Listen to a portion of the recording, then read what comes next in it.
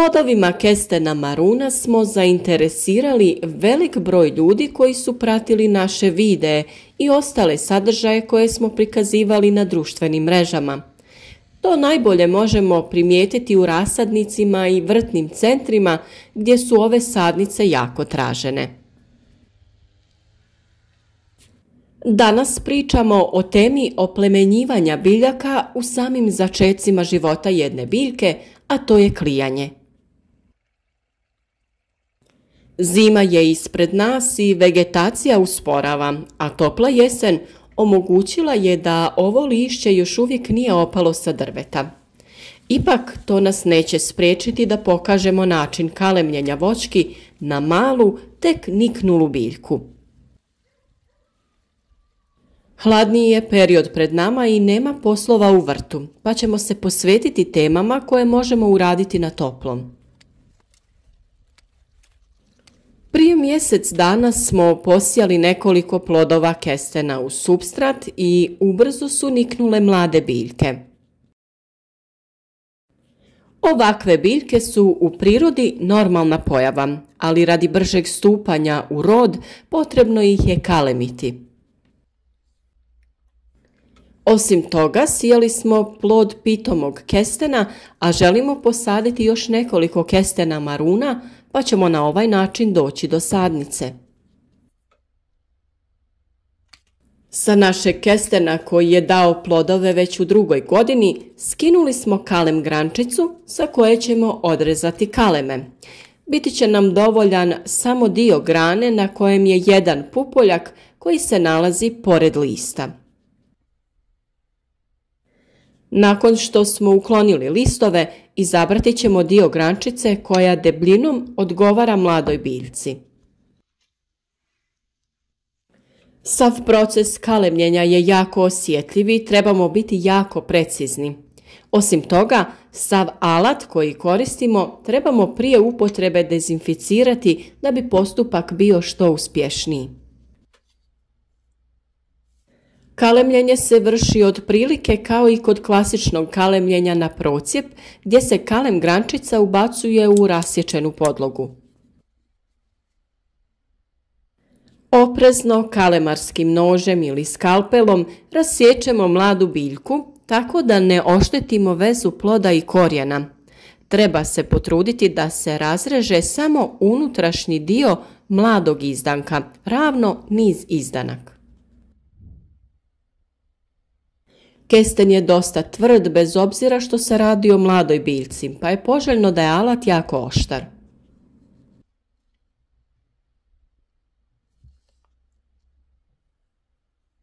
Kada smo napravili rascijep, pravimo klin od kalem grančice koji treba biti što oštriji.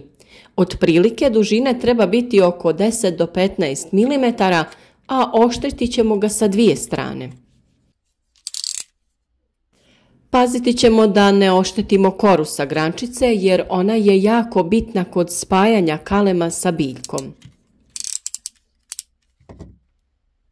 Već smo rekli da je dovoljno na grančici imati samo jedan pupoljak. Iz tog pupoljka izrasti će novi izdanak iz kojeg će se formirati stablo. Oprezno ćemo utisnuti grančicu pazeći da se poravna kora na jednom i drugom dijelu nove biljke. Ovo je bitno kod svakog kalemljenja jer zarastanje spoja i uspješnost postupka kalemljenja ovisi o tome da li smo dovoljno precizno poravnali dijelove biljaka koji se spajaju.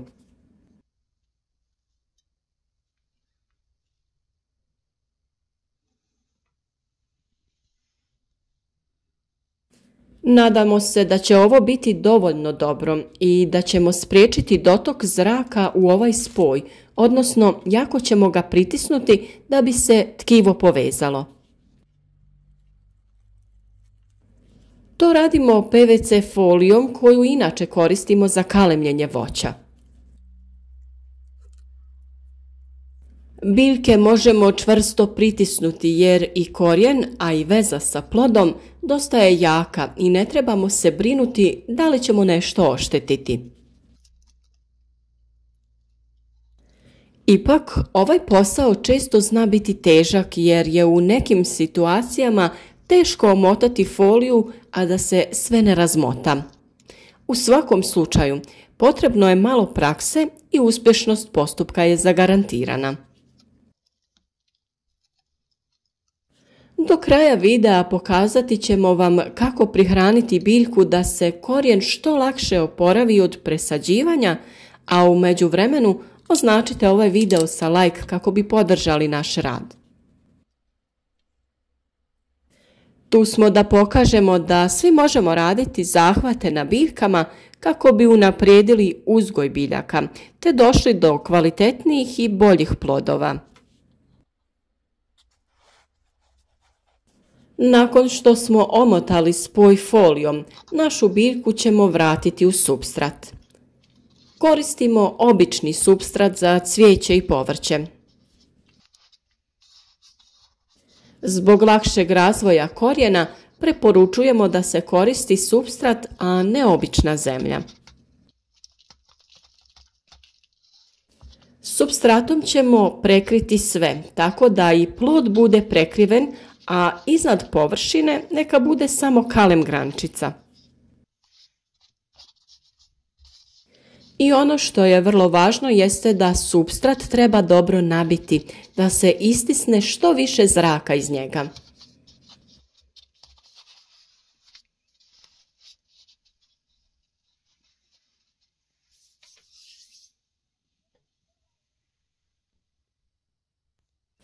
Kod bilo koje sadnje biljaka i kasnije kada je potreban jači razvoj biljke, uvijek dodajemo hranjivo za jačanje korijena. Za to koristimo odlično organomineralno hranjivo na bazi fosfora, koje je dozvoljeno i u organskom uzgoju biljaka. Sasvim su dovoljne samo male količine ovog hranjiva i naše biljke će nastaviti sa daljnjim razvojem. Hranjivo Vital Power Fos preporučujemo svim ljudima koji uzgajaju biljke, bilo da se radi o profesionalnom i intenzivnom uzgoju ili se radi samo o hobi uzgoju. Sadržaj fosfora i huminskih kiselina čine ovo hranjivo nezamjenjivim kod početnog razvoja biljaka. Proizvodi se u Španjolskoj, a dostupno je u mnogim dijelovima svijeta. Ovim putem se zahvaljujemo našim dobavljačima koji su nam ga preporučili.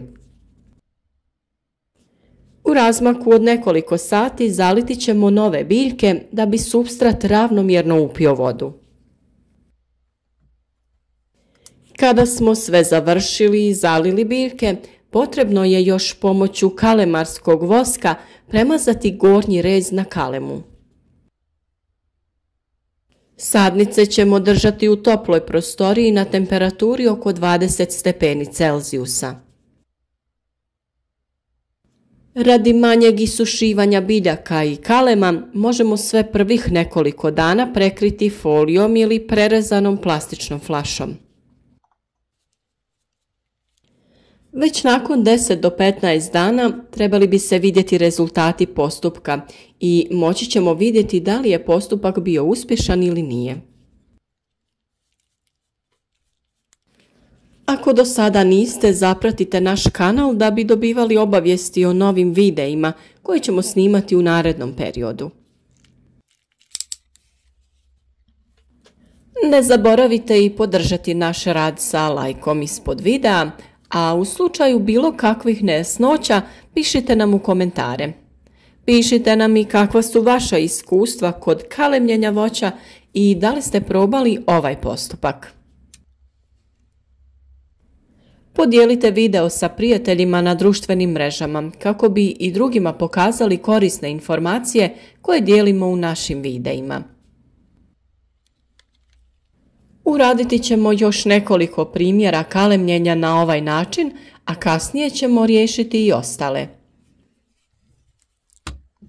Neki plodovi nisu niknuli tako brzo, pa ćemo ih još čekati, a neke biljke nećemo kalemiti na ovaj način, već ćemo u toplijem dijelu godine pokazati i druge metode kalemljenja. Pri radu sa oštrim alatima svakako budite jako oprezni jer su česte ozljede prilikom kalemljenja i kod iskusnih uzgajivača voća. Ostanite s nama do kraja videa i pogledajte i na ovom primjeru kako to i nije toliko kompliciran zahvat.